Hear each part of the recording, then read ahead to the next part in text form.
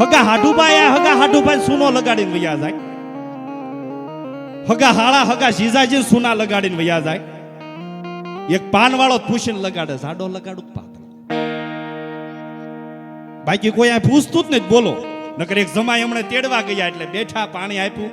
પછી આપણે ગામડામાં તો અમારે મોટી ઉંમરના હાહુ હતા, મોઢામાં દાંત નહીં, એટલે જમાઈએ પીળું ટી શર્ટ પહેરેલું તમારા દાદા. એટલે હાહુએ કીધું, હે તમે જમાઈ દર વખતે શકુને તેડવા આવો ત્યારે પીળા કલરનું કેમ ટી શર્ટ પહેરીને આવો છો? તમારે આગળ બીજા ટી શર્ટ નથી?